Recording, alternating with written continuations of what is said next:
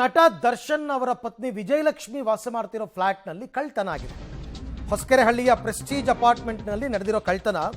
ಬೆಡ್ರೂಮ್ನಲ್ಲಿದ್ದ 3 ಲಕ್ಷ ರೂಪಾಯಿ ಹಣವನ್ನು ಕದ್ದಿದ್ದಾರೆ ಕಳ್ಳರು. ಕಳ್ಳತನ ಸಂಬಂಧ ಸಿಕ್ಕಿ ಅಚ್ಚುಕಟ್ಟು ಠಾಣೆಗೆ ದೂರನ್ನ ಕೊಟ್ಟಿದ್ದಾರೆ. ಮನೆ ಕೆಲಸದವರ ಮೇಲೆ ಅನುಮಾನ ವ್ಯಕ್ತಪಡಿಸಿ ದೂರು. ಮ್ಯಾನೇಜರ್ ನಾಗರಾಜ್ ಮುಖಾಂತರ ವಿಜಯಲಕ್ಷ್ಮಿ ದೂರು. ಅದು 100% ಒಳಗಿನವರೇ ಮಾಡಿರೋದು. ಆ ಅಪಾರ್ಟ್ಮೆಂಟ್ಗೆ ಒಳಗಡೆ ಗೇಟಿಂದ ಒಳಗೆ ಹೋಗೋಕ್ಕೂ ಯಾರಿಗೂ ಬಿಡಲ್ಲ. ನಾನು ಆಗಲೇ ಹೇಳ್ತಾ ಇದ್ದೆ, ಯಾರಾದರೂ ನೆಂಟರು ಹೋದರೂ ಕೂಡ ಆ ಫ್ಲ್ಯಾಟ್ ಅವ್ರು ಫೋನ್ ಮಾಡ್ಬೇಕು ಸೆಕ್ಯೂರಿಟಿಗೆ, ಇಂಥವ್ರು ಬಂದಿದ್ದಾರೆ ಬಿಡಿ ಅಂತ, ಆಗ ಮಾತ್ರ ಬಿಡೋದು.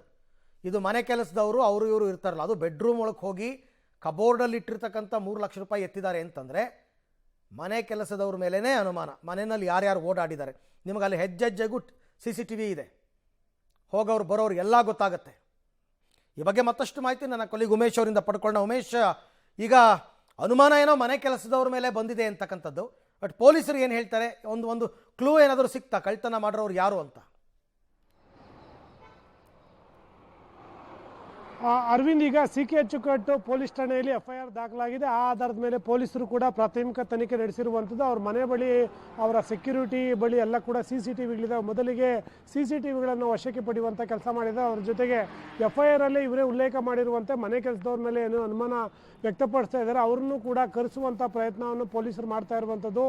ಸದ್ಯಕ್ಕೀಗ ಪೊಲೀಸರ ಮಾಹಿತಿ ಪ್ರಕಾರ ಅವತ್ತು 4ನೇ ತಾರೀಕೇನು ಕಳ್ಳತನ ಆಗಿದೆ ಅಂತ ಇವರು ಆರೋಪ ಮಾಡ್ತಾರೆ. ಅವತ್ತೊಂದು ದಿವಸ ವಿಜಯಲಕ್ಷ್ಮಿ ಮತ್ತು ಅವ್ರ ಮ್ಯಾನೇಜರ್ ನಾಗರಾಜು ಮತ್ತು ಅವರ ವಿಜಯಲಕ್ಷ್ಮಿ ಅವ್ರ ತಾಯಿ ಜೊತೆಗೆ ದರ್ಶನ್ ಮಗ ಜೊತೆಗೆ 3 ಜನ ಫ್ರೆಂಡ್ಸ್ ಬಂದಿದ್ದರು ಮನೆಗೆ ಅಂತ ಹೇಳಲಾಗ್ತಾ ಇರುವಂಥದ್ದು.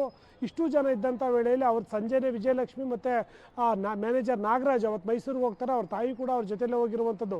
ಸಂಜೆ ನಂತರದಲ್ಲಿ ಮಗ ಮತ್ತು ಮಗನ ಸ್ನೇಹಿತರು ಕೂಡ ಮೈಸೂರಿಗೆ ಬಂದಿದ್ದಾರೆ. ಈ ಸಂದರ್ಭದಲ್ಲಿ ಏನಾಗಿದೆ ಅನ್ನೋದ್ರ ಬಗ್ಗೆ ತನಿಖೆ ನಡೀತಾ ಇದೆ.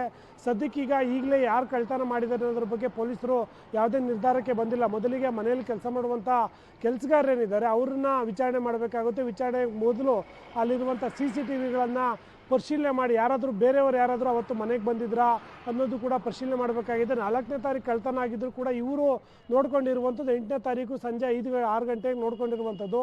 ಆ ಗ್ಯಾಪಲ್ಲಿ ಯಾರಾದರೂ ಮನೆಗೆ ಬಂದಿದ್ರು ಅನ್ನೋದು ಕೂಡ ಪೊಲೀಸರು ಇನ್ವೆಸ್ಟಿಗೇಷನ್ ಮಾಡ್ತಾರೆ. ಮಾಡಿದ ನಂತರದಲ್ಲಿ ಆ ಮನೆಯಲ್ಲೇ ಯಾರೆಲ್ಲ ಇದ್ದರು ಅವರನ್ನು ಕೂಡ ಅವ್ರನ್ನ ಕರೆದು ಅವರ ಬಳಿ ಮಾಹಿತಿಗಳನ್ನು ಕೂಡ ಕಲೆಕ್ಟ್ ಮಾಡುವಂಥ ಕೆಲಸ ಮಾಡ್ತಾರೆ. ಬಹುತೇಕ ಪೊಲೀಸರಿಗೂ ಕೂಡ ಒಂದು ಬಲವಾದ ಅನುಮಾನ ಇರುವಂಥದ್ದು. ಅದು ಖಾಸಗಿ ಅಪಾರ್ಟ್ಮೆಂಟ್ ಆಗಿರೋದ್ರಿಂದ ಯಾರು ಕೂಡ ಅನುಮತಿ ಇಲ್ಲದೇ ಯಾರದೇ ಫ್ಲಾಟ್ಗೂ ಕೂಡ ಹೋಗೋದಕ್ಕಾಗೋದಿಲ್ಲ. ಆ ನಿಟ್ಟಿನಲ್ಲಿ ಯಾರೆಲ್ಲ ಬಂದಿದ್ರು ಅನ್ನೋ ನಿಟ್ಟಿನಲ್ಲಿ ಪರಿಶೀಲನೆ ಮಾಡ್ತಾ ಇದ್ದಾರೆ. ಬಹುತೇಕ ಮನೆಯಲ್ಲಿ ಇರುವಂಥವ್ರೆ ಯಾರೋ ಕಳ್ತನ ಮಾಡಿರೋ ಬಗ್ಗೆ ಶಂಕೆ ವ್ಯಕ್ತವಾಗಿದೆ. ರೈಟ್, ಥ್ಯಾಂಕ್ ಯು ಉಮೇಶ್, ತಮ್ಮೆಲ್ಲ ಮಾಹಿತಿಗಾಗಿ ಧನ್ಯವಾದ.